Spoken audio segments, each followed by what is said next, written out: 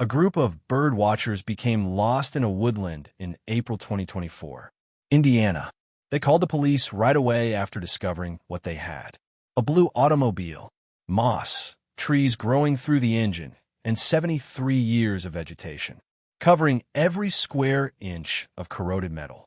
Upon removing the rust off the license plate, they discovered a number, Illinois, JXC 847. Additionally, when they typed that number into the system, a red flag immediately showed up connected to unexplained disappearance. July of 1951. The vehicle had been with the Chicago Police Department for over 70 years. However, where was the motorist? The answer to that question is going to be unexpected. Moreover, the solution will demonstrate not only a murder, but also a well-planned execution. It was so well thought out that it was kept a secret for 3/4 of a century. This is the tale of Thomas Edward Callahan, who just vanished. If you enjoy instances that go unresolved for decades, then you must listen to this tale through to the very finish. Your help keeps this going, so please press the bell and subscribe to the channel. Work in real life. Chicago, 1951. The golden period of organized crime was still alive in the metropolis. Just 22 years have passed since. Al Capone's shadows continued to dance in the streets despite his downfall. The Loop partnered with both legal and illicit enterprises that are so deeply entwined that it was impossible to keep them apart. The docks were under union control.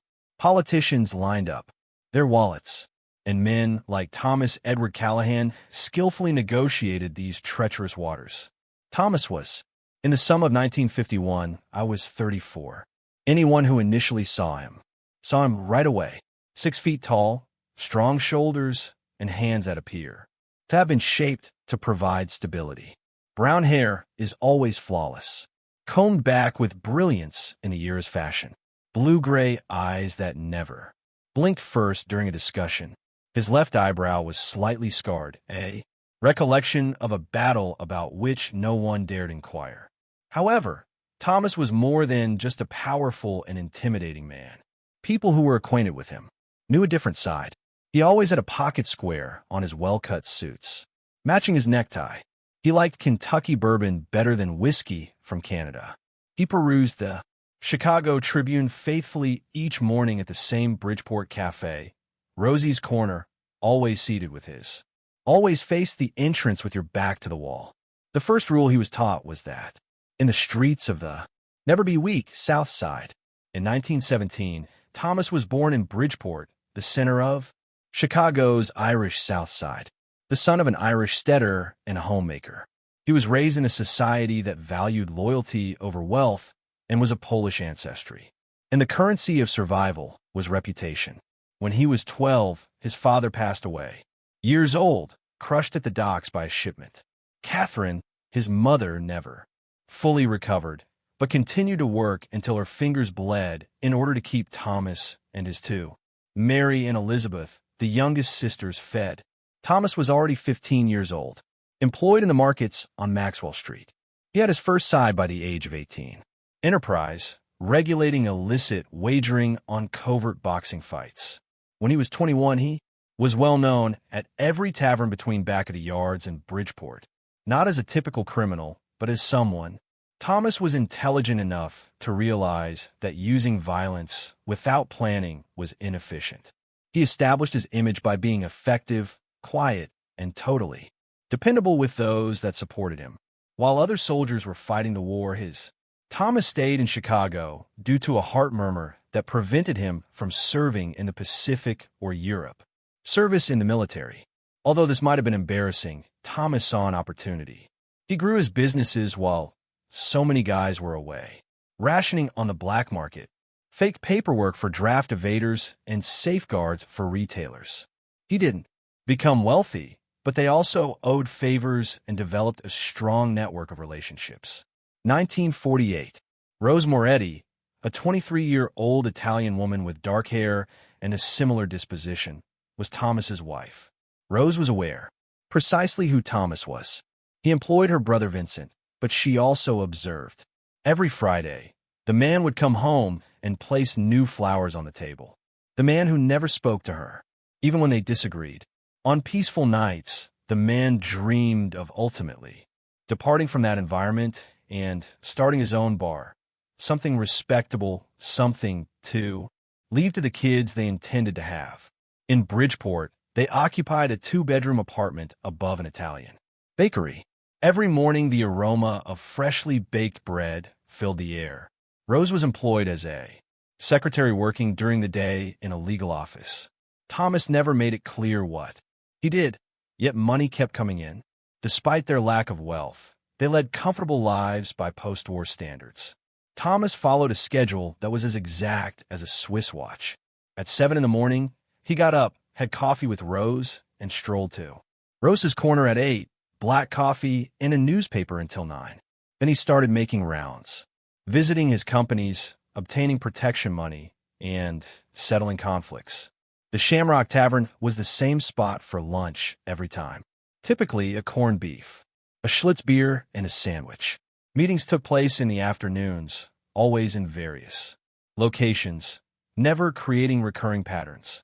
However, at 6:30 p.m., Thomas always used a pay phone to call Rose.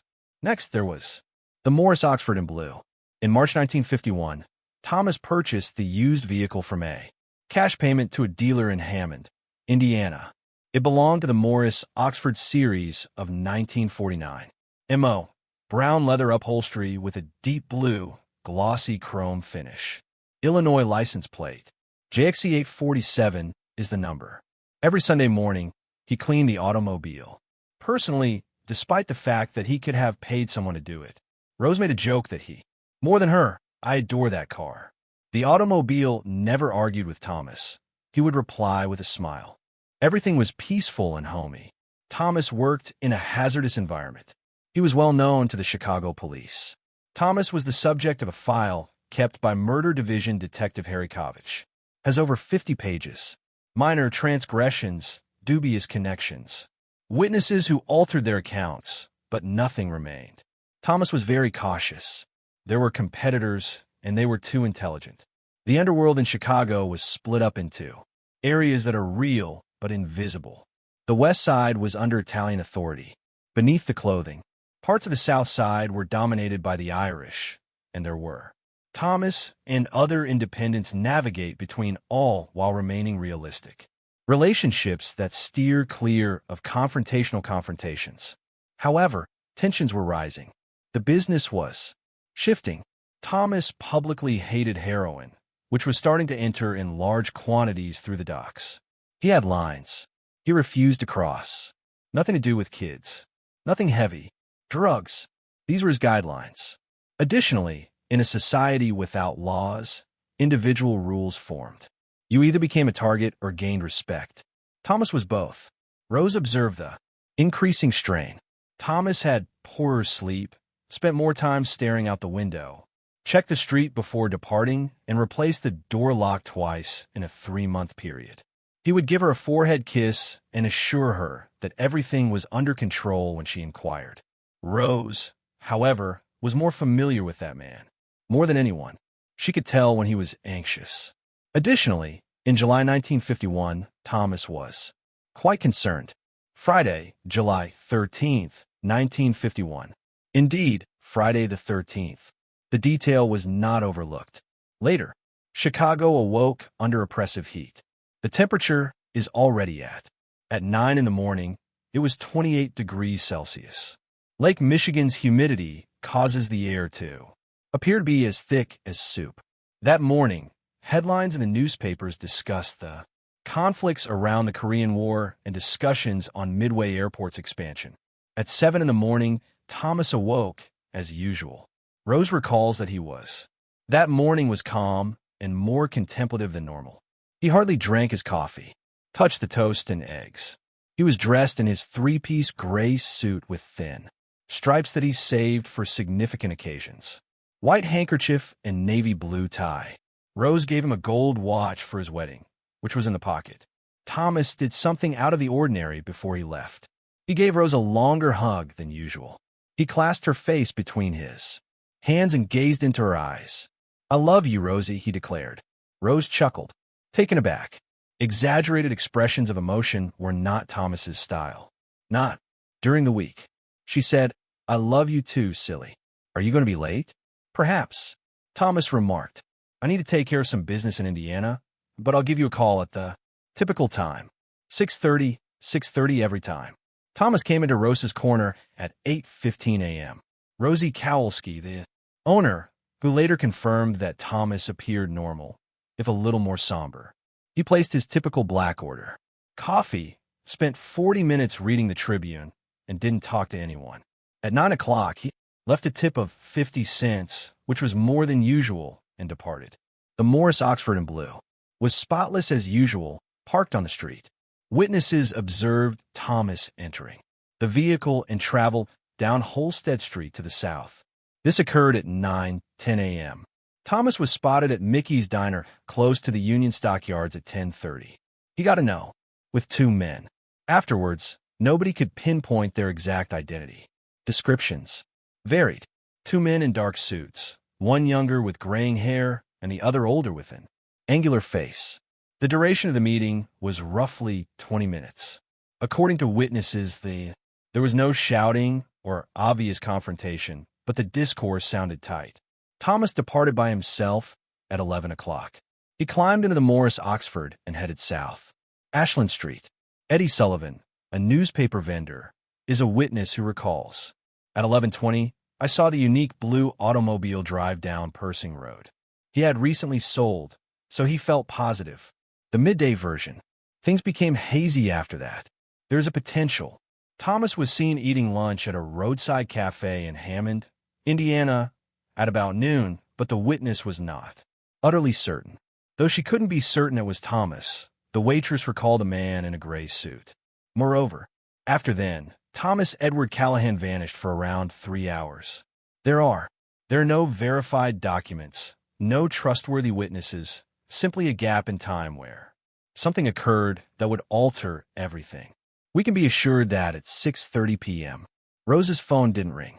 6:35, 6:40, and 6:50. Rose was anxious about 7 o'clock in the evening. She was concerned at 7:30. At 8, she was afraid. In their 3 years of marriage, Thomas had never missed that call. Not just once. Rose gave her brother, Vincent Moretti, who was Thomas's co-worker, a call. Vincent started phoning bars, contacts, and anybody else who might have observed Thomas. Nobody was aware of anything. 3 more men and Vincent entered Vincent's Packard and began looking, navigating the South Side streets and examining all the typical locations. Nothing. At 11 o'clock at night, Vincent persuaded Rose to make a call to the police. Knowing that Thomas would not want police attention, she refused. But fear triumphed. "Be careful." The Bridgeport precinct responded to the call. The sergeant James O'Brien, on duty, recorded the information. 34-year-old man adult. Missing for a couple of hours. O'Brien was straightforward but courteous. "Adults, ma'am, vanish for a variety of causes. They usually return. He may be dozing off somewhere. Perhaps they got together with friends. We'll take note, but to be honest, Rose, it's too early." Interrupted with a shaky voice. "This is not what my spouse does. He never stops calling." Something took place. A negative event occurred. O'Brien assured them that they would remain vigilant. However, that evening, no considerable action was done. It was simply another man who failed to return home at the anticipated moment. But in that spot where we love, Rose knew deep inside. Someone so profoundly that we sense when something is amiss. She was aware that Thomas was not too late. There was no bar where Thomas was. Thomas was in peril. Or worse. The final.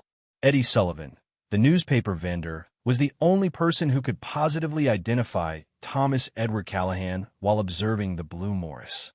On July 13th, 1951, about 11:20 a.m., Oxford passed along Persing Road. Thomas just vanished after that, like though the world had engulfed him whole, as though he had entered another realm through an unseen door. As though Thomas Edward Callahan was no longer deserving of a place in this reality, according to someone. Additionally, for 73 years, nobody was aware of what transpired during those lost hours. Nobody was aware of Thomas's whereabouts. And up until today, nobody had any idea where the blue Morris Oxford was. July 14th, 1951, a Saturday. Rose was awake. At 6 o'clock she returned to the precinct in the morning. Vincent and 3 other men, all of whom had expressions, were with them this time. The police officers had to modify their holsters as a result. They received notice this time. Investigator Harry Kovich took care of them. He was familiar with Thomas Callahan's name. Reputation. Additionally, Kovich made other calls after Rose described the Morris Oxford, including the license plate. Additionally, that is when everything started to seem odd. The incident had not been reported by any Indiana police officer. Vehicle. A blue Morris Oxford license plate with a number JXC 847 was not found in police files or impound lots. The car seemed to have just vanished. In addition to Thomas, Kovich quickly broadened the inquiry. Everyone who had seen Thomas on the previous day was interviewed by the police. Rosie. The breakfast was confirmed by Kowalski. The meeting at Mickey's Diner was verified by witnesses. The vendor of newspapers verified the vehicle on Persing Road. However, there was a large hole in the center. Roughly 7 hours, from 11:30 a.m. to 6:30 p.m. No one was certain of Thomas's whereabouts.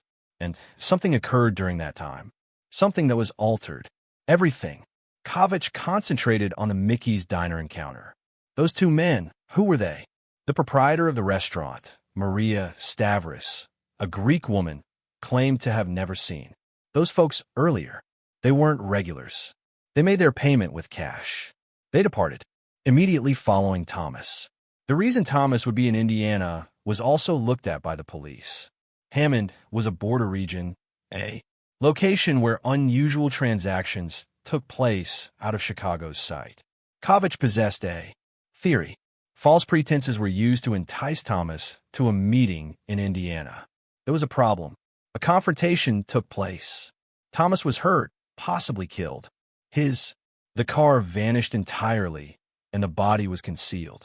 However, without a body, Kovich was unable to prove an automobile without witnesses or additional proof. Anything. Vincent Moretti carried out his own independent inquiry in the meantime. He spent weeks on the streets with 12 other men, utilizing techniques the police were unable to use to ask inquiries. Unable to utilize. They confronted competitors, coerced informants, and provided cash, followed by threats. They discovered gossip. One man said that Thomas owed money to someone associated with the group. According to another, Thomas refused to remain silent after seeing a murder. A third proposed Thomas was suppressed because he intended to testify against influential people. However, everything was conjecture. There were no hard facts or evidence. 2 weeks went by. The police investigation cooled off. Kovich did not quite give up, but had additional situations and demands. The file for Thomas Callahan was flagged as suspicious. Disappearance, potential murder, but no body, no proof. There was nowhere to go. At first, the case was covered by the media. The Chicago Daily News headline read, "Southside operator mysteriously disappears." However, the tale died in a matter of days due to developments. Every day, there were crimes in Chicago. Life went on for Rose. Life came to an end. She remained residing in the apartment above the bakery, kept up her job as a secretary, but it was a lifeless existence. At 6:30 every night, she gazed at the phone in the hopes that it would ring. It didn't ring. She declined to declare Thomas dead. Years later, others advised her to move on and declare assumed death, that she purchase any insurance. Rose declined. As long as she would say, "There is hope, there is no body." However, her eyes conveyed a different message. Narrative. Despite her refusal to acknowledge it, her eyes conveyed that she already understood the truth. In the end, Vincent came to what most people already suspected. Thomas was slain, most likely during those lost hours of July 13th. His body lay somewhere, possibly at the base of one of the several lakes in Indiana, maybe interred on a far-off farm, maybe dissolved in Acid in a basement of an industrial facility. The vehicle was either completely destroyed or concealed so that would never be discovered. However, who and why? There are no answers to those inquiries. The years went by like a scar that never fully heals, only creating a brittle. Cover the agony with a scab. 1952 became 1953. 1953 became 1960. 1960 became 1970. Rose's life turned into a never-ending watch for answers. She never got married again. The children she and Thomas had planned were never born. She was employed, saved, had a little Pilsen flat. Additionally, regardless of the decade, every Friday the 13th of July, in the window, Rose lit a candle. Chicago underwent a significant transformation. The attire remained in control for many years until federal probes started to undermine it in the 1980s. The South Side changed. The character of neighborhoods altered. Old settlements scattered. Thomas's familiar world. Criminals' code of honor. That arrangement of territories and allegiances fell apart. Vincent Moretti never gave up. Looking, even when he grew older and his own children grew up and named him. Vincent listened intently, captivated. With each new offender apprehended, Vincent, do you know anything about Thomas Callahan? Was attempted in 1951. Oxford, Bloom Morris, nothing. Nothing at all. New hypotheses surfaced throughout the years. Someone claimed in the 1960s that Thomas had been assassinated by communist operatives when he became involved in spying in the Korean War. This was not supported by any evidence. It was the period of paranoia during the Cold War. Pete was an investigative journalist in the 1970s. Russo came up with the hypothesis that Thomas was alive and had staged his own demise, living under a false name somewhere, maybe in South America or Mexico. Russo even had a piece published in the Chicago Reader. After reading the piece, Rose sent the editor a furious letter. My spouse wasn't a coward. That's not how he would abandon me. This is unkind. Fantasy. When Detective Harry Kovach was dying of lung cancer in the 1980s, he gave a local TV interview prior to his passing in 1986. He brought up something that had never been revealed to the public. Thomas had shown up at the precinct the week before he vanished, stating he wanted to discuss a significant issue pertaining to large individuals, but then became anxious and departed without saying anything further. Kovach, as always, pondered what Thomas wished to disclose. That insight momentarily rekindled interest. Was Thomas attempting to turn informant? Did he have any knowledge of someone with authority in the group? Was he attempting to negotiate? And did someone discover? But in the absence of Thomas, records, and confirmation, it was impossible to determine. Rose Callahan passed away in 1997 at the age of 72 from diabetes-related problems. She kept a wedding picture of Thomas next to her bed till her final days. In front of Holy Cross Church at the rear of the yards, both of them were grinning, youthful, vibrant, and full of promise. Vincent was present at her side as she passed away. I always knew you did not, was Rose's final statement. Tommy, I always knew that you would leave me by choice. Vincent passed away in 2005 at the age of 83. Old Anthony Moretti, his grandson, received a box of documents and a note from him. Thomas, in every way, perhaps your generation will find out what transpired. The tale of the great uncle he never knew captivated Anthony, a 35-year-old history professor. He made timelines, digitized documents, and even launched a podcast in 2010, devoted to Chicago's unsolved crimes, with a special Thomas episode. A few enthusiasts showed interest, but nothing tangible materialized. With every decade, Thomas Callahan's tale grew more legendary and obscure than actuality. He was merely a statistic and a dusty name to the majority of people. Police files, one another of thousands of unsolved mysteries. The contemporary world came. Everything was changed by technology, DNA, and sophisticated forensics, digital databases, analysis, and resources that could have resolved the case in a matter of days if they had been accessible in 1951. However, without a body, without preserved actual proof, even contemporary technology is ineffective. The majority of people believed that the Blue Morris Oxford had been recycled, changed, destroyed decades ago, and crushed in a junkyard into other items. Automobiles, particularly those from 1949, do not last forever. However, here is the issue with presumptions. We can be entirely mistaken at times. Sometimes the solutions have always been there. They've just been concealed where no one has thought to look. Nature can keep secrets at times, superior to any human vault. Additionally, 73 years old is sometimes the ideal age for a. The story must be told at last. April of 2024. The Fish and Wildlife Area in Jasper, Pulaski, a sizable nature reserve in Indiana's northwest. Over 8,000 acres of plains, wetlands, and woodlands that endured decades of surrounding industrial growth. It is a location where Chicagoans and Indianapolis travels to a place where silence still prevails and people forget they are close to cities. Exists.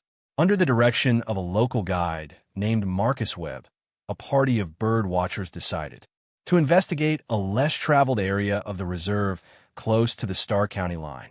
59-year-old Marcus had known same track for decades, but this group was interested in seeing isolated locations where sandhill cranes sporadically emerged from. Season. On a Saturday at around 2 in the afternoon, they departed from the main track. Marcus guided them into an area of dense oak forest where the sky was scarcely visible due to the heavy undergrowth. Decades of decomposing leaves made the ground spongy. The scent of moss and wet ground pervaded the air. A female in the group, 30-year-old wildlife photographer Sarah Chun, was taking images of a woodpecker when she noticed anything. A peculiar shape amid the vegetation-covered trees, but with angles that are not produced by nature. Lines that are straight beneath the moss. She called Marcus. "What's that?" Marcus scowled, walked over, and came to a complete stop. His grandfather had told him stories as a child, who had spent the 1960s working in the same reserve as a forest ranger.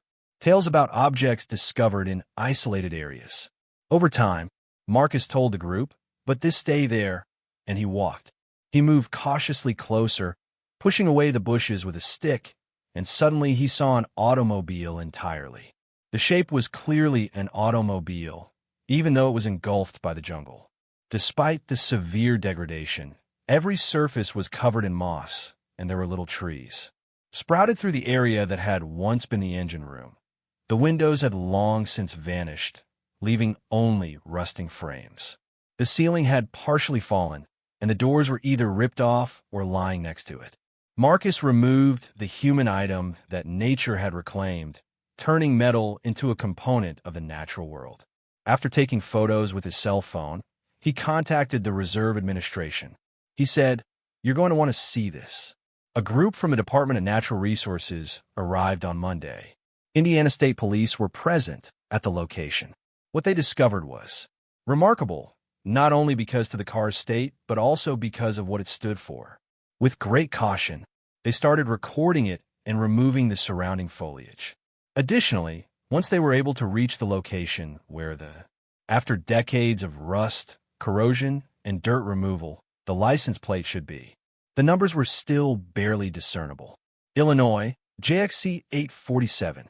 Among the investigators, looked up the number in previous DMV databases, and it showed up with, by an old message connected to an unsolved disappearance. Chicago Police Department, July 1951. Callahan, Thomas Edward. At first, the discovery was described as a local curiosity. An old automobile from the 1940s was found in a natural reserve, but more research. When reporters investigated further and linked it to the 73-year-old narrative, the Chicago area, Vincent's grandson Anthony Moretti found out about the news via he had already put up a Google alert using the name Thomas Callahan. At first, he didn't believe it, so he checked several sources before calling his mother, Rose's niece, and shaking hands. "They found the car," he uttered in a broken voice. After all these years, they discovered Thomas's vehicle. The Indiana State Police working with the Chicago. The investigation was formally reopened by the police department. A specific type of cold case. A team of investigators was assigned. They surrounded the place with a perimeter, thorough forensic photographs, accurate measurements, and vegetation analysis to ascertain the duration of the vehicle's presence. And they made a remarkable discovery. Since the early 1950s, the automobile had remained in that woodland. Examination. The trees that grew through it were verified to be around 70 years old.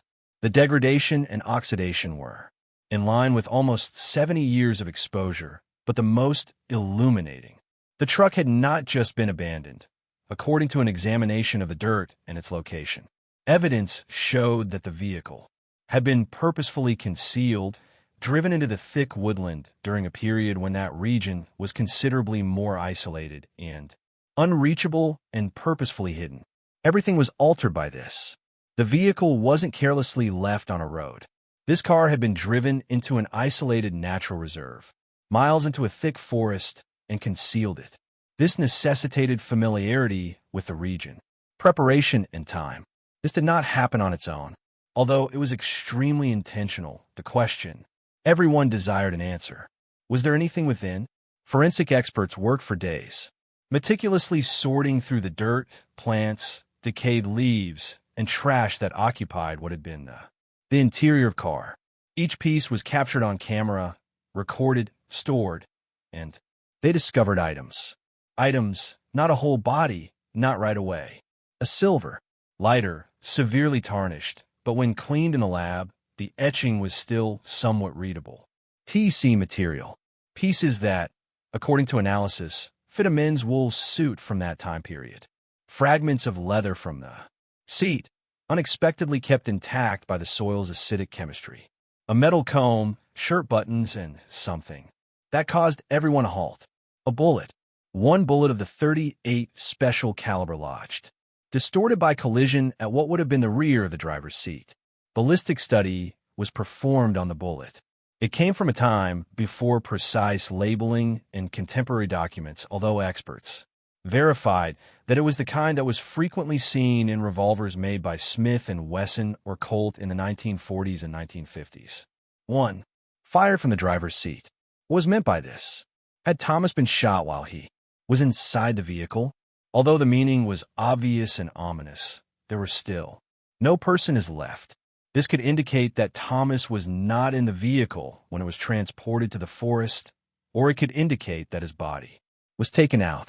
It takes 73 years for organic remnants to totally vanish in a woodland setting. However, there was a third option, one that investigators gave it careful thought. Maybe Thomas's body was there, but not within the vehicle. Maybe it was buried close by. The reserve is enormous, and in that particular region was significantly more isolated and unreachable in 1951. The FBI's K-9 team provided certified cadaver dogs. For 3 weeks, they progressively worked in concentric search patterns around the vehicle, extending the radius. Lastly, on May 28, 2024, 38 meters northeast of the location of the automobile, partially in a natural depression. The hound were always on guard, hidden beneath old tree roots. Archaeological excavation started with great care. Additionally, on June 2, 2024, 72 years and 11 months following the Thomas Edward Callahan vanished, human bones were found and buried, roughly 1.5 meters deep in soil that, according to stratigraphic research, had been disturbed decades before, long before the roots that now covered the region began to spread. The condition of the remains was consistent with being buried for more than 70 years. Full skeletonization, yet still recognizable as an adult male human based on cranial and pelvic features. Framework. DNA analysis was asked for right away. Anthony Moretti was contacted. Thankfully, Mary and Elizabeth, Thomas's sisters, had some descendants, and children were still alive. DNA from 2 of the great nieces of Thomas was gathered for comparison. DNA from mitochondria could establish kinship via Thomas's mother's side. The weeks of waiting were excruciating for the Callahan-Moretti family. Every development was reported by the Chicago media. Thomas, after being overlooked for several years, Callahan's case unexpectedly gained local and eventually national attention. Actual criminal activity. Special episodes were made by podcasts. Producers of documentaries got in touch with the family in July of 2024. The FBI laboratory at Quantico provided the results. Kinship compatible with the Callahan family's maternal lineage was verified by mitochondrial DNA. Furthermore, the person was raised in the Great Lakes region, which is congruent with Chicago, according to isotope study of the teeth. With a fair degree of scientific assurance, those were Thomas Edward Callahan's remains. All along, he had been there. Rose waited for 73 years while Vincent looked for theories. Nevertheless, Thomas was there, buried just 60 kilometers away in an Indiana woodland. Then he vanished, hiding his secrets beneath the ground. Details were discovered through forensic examination of the remains. That at last started to put Thomas Edward Callahan's final puzzle together. The multiple palmum fractures, which happened at the time of death or just before, were visible in the skeleton. The cranium had a large depression fracture in the posterior occipital area, indicating that they were struck severely by a heavy blunt item. There were 3 broken ribs on the left side, fractures that are consistent with severe physical injury. Most importantly, there was unmistakable proof of gunshot wounds and entry. Projectile pieces that are still present in the spinal canal through a hole in the second thoracic vertebra. In plain, Thomas was shot in the back and severely abused. The bullet struck his spine, indicating that the shot was most likely lethal or incapacitating. The precise order in which traumas occur is, although it was impossible to say for sure, the pattern indicated severe and persistent violence. The bullet that was discovered in the automobile suddenly made perfect sense. Thomas was shot inside the Morris Oxford, most likely while he was in the driver's seat. The missile embedded in the seat back after passing through his body. Whether it was lethal right away, whether that was the case or not, Thomas suffered severe injuries and became handicapped, and he was likely killed after that, with the hits that resulted in the additional fractures. Investigators went over each of the 1951 historical records with a fresh viewpoint, the 13th century's lost hours. Of July, the heated encounter at Mickey's Diner, Thomas's reference to business in Indiana, a logical explanation based on historical background and tangible data surfaced. Thomas was enticed to the meeting at Mickey's Diner under a false pretense, perhaps for business purposes. The 2 males who were not recognized were the fake. Thomas drove to Indiana following the meeting, possibly thinking he would negotiate a contract with someone. He was ambushed at some point while traveling. Maybe one of the men was concealed in the Morris Oxford's back seat. Maybe they drove after him in a different car and made him pause in a remote area. Thomas was shot, most likely while operating a vehicle or while seated. He was restrained, wounded, but possibly still alive. After that, the assailants drove 2 cars, including their own vehicle and the Morris Oxford, into the Jasper-Pulaski region. That was much more uncontrolled and wild in 1951. There, concealed among the trees. Whatever had started was finished, far from any chance of interruption. Thomas died as a result of further cranial damage.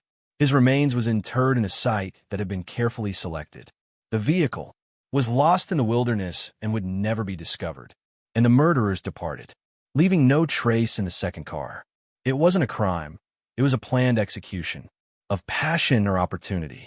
Silencing was done on purpose. However, the query that still irritates both the family and the investigators. Numerous potential adversaries were noted in historical files, including Thomas, would have encountered independent vendors vying for market share. Even cite Thomas's refusal to take part in the heroin trafficking that was starting to control Chicago's underworld, making him a target for increasingly violent groups. Additionally, there is that Detective Kovich brought up Thomas's attempt to divulge information on powerful individuals. Was he overly knowledgeable about someone strong? Was he caught while attempting to assist the authorities? Lisa, the detective commander. Rodriguez was frank in a 2024 investigation that was revived. News conference that took place in August. Forensic evidence confirms that Thomas Callahan was a victim of planned murder. We think that at least 2, if not 3, individuals were participating. The crime was purposefully planned and carried out. However, this is the challenging reality we must deal with. Every likely suspect found during investigations in 1951 has since passed away. There are no living witnesses who are able or willing to testify. We don't have any confessions. Physical evidence can tell us what happened and roughly how, but it can't tell us who did it. Technically, this case is still open, although it is quite doubtful that specific offenders will be found and prosecuted at this time. Some people were frustrated by that statement, but it was also realistic.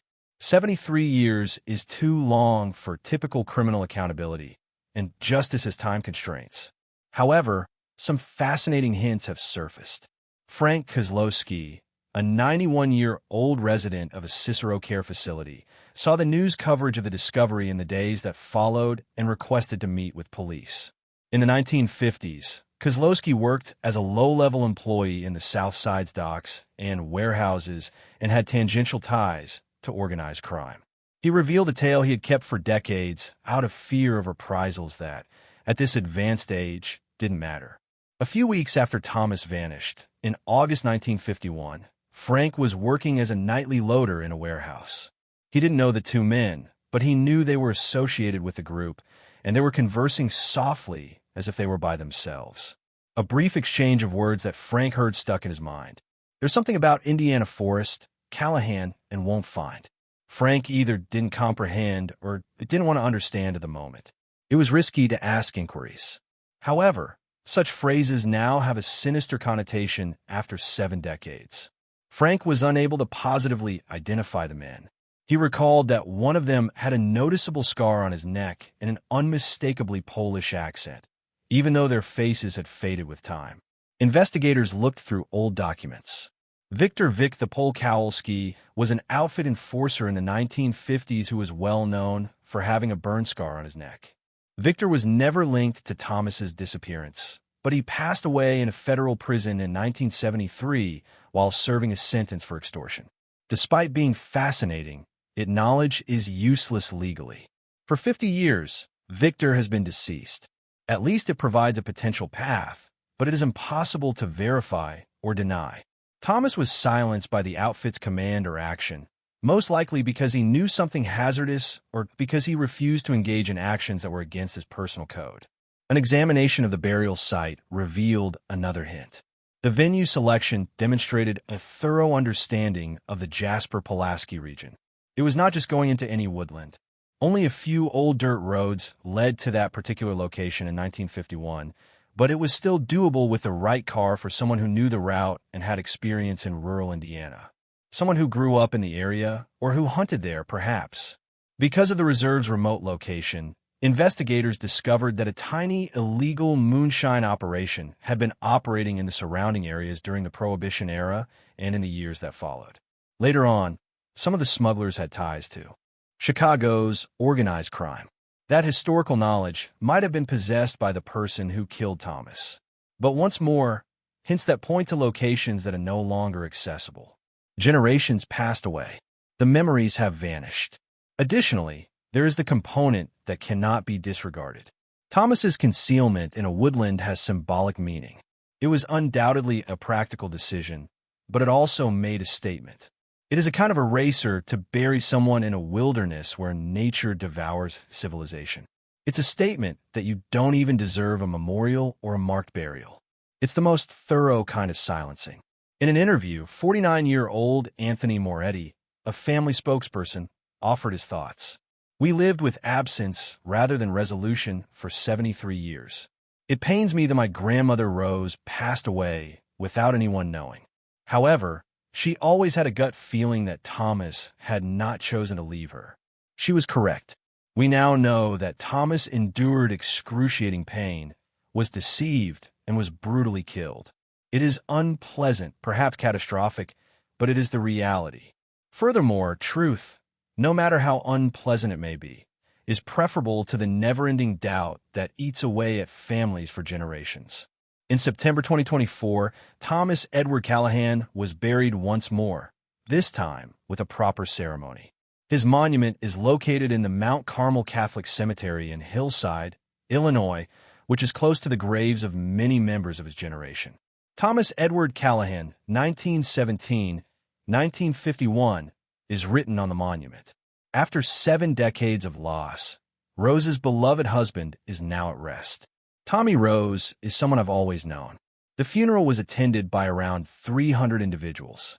Extended family, descendants of individuals who knew Thomas, criminal history enthusiasts who followed the case, Chicago and Indiana police representatives, and, surprisingly, a 93-year-old man named James O'Brien Jr., son of the sergeant who received Rose's call that first night, came to pay respects on behalf of his deceased father, who always regretted not taking that call more seriously. What was left of the Blue Morris Oxford was saved.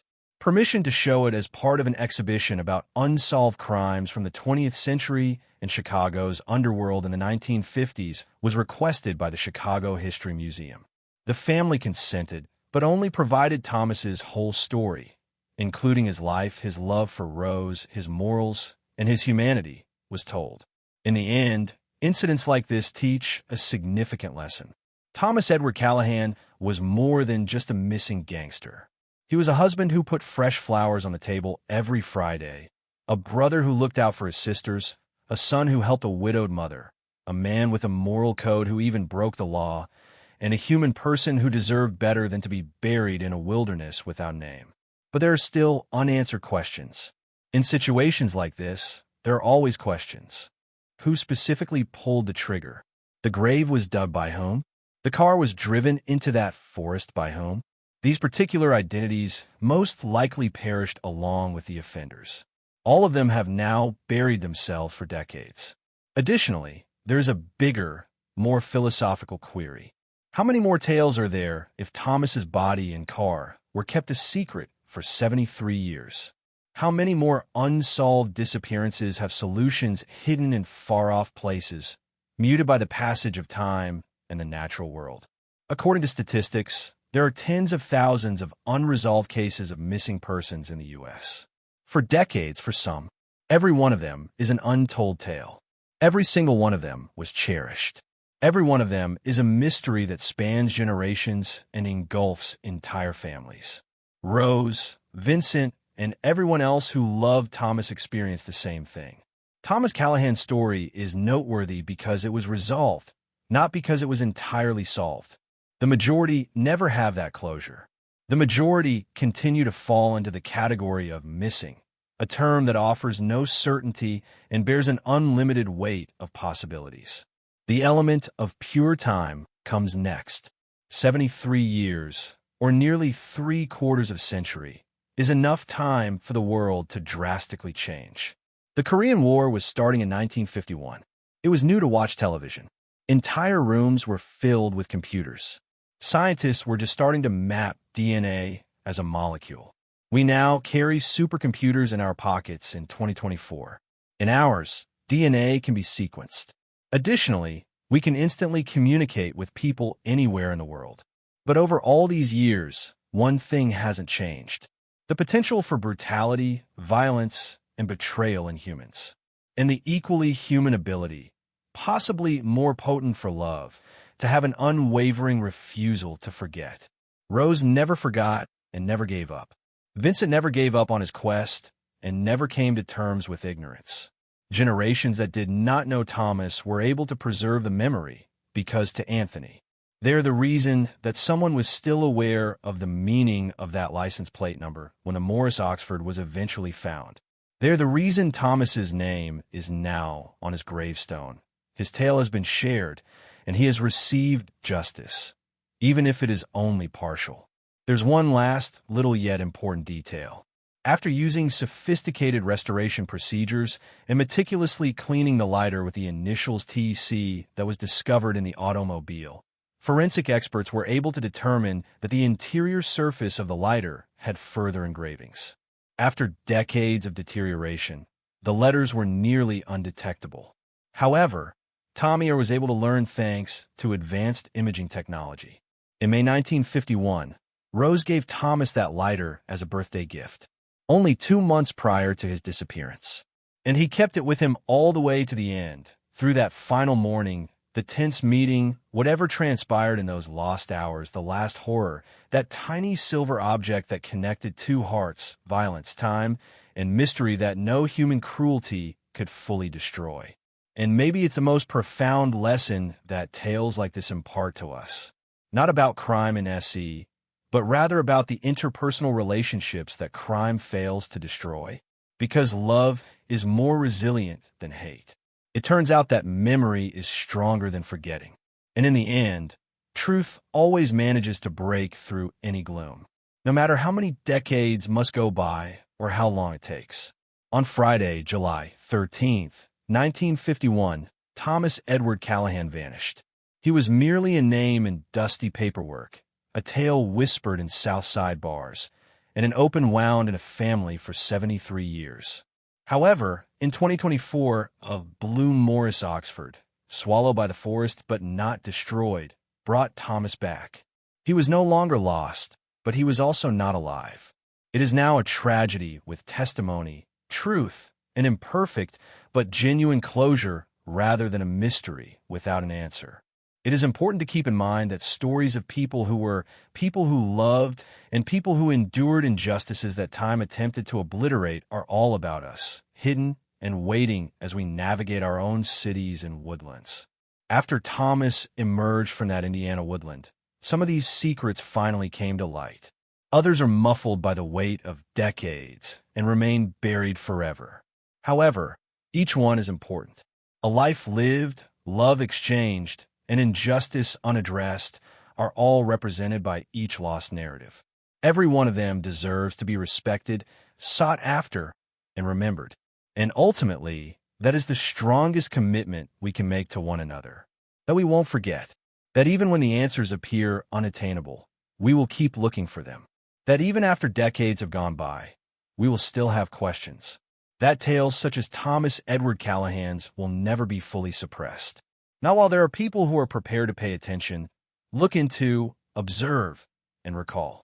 Even though the Morris Oxford is now housed in a museum, it continues to proclaim truths that no one could totally mute despite being an oxidized witness to a century of change. With his name restored and his narrative revealed, Thomas is at last at peace.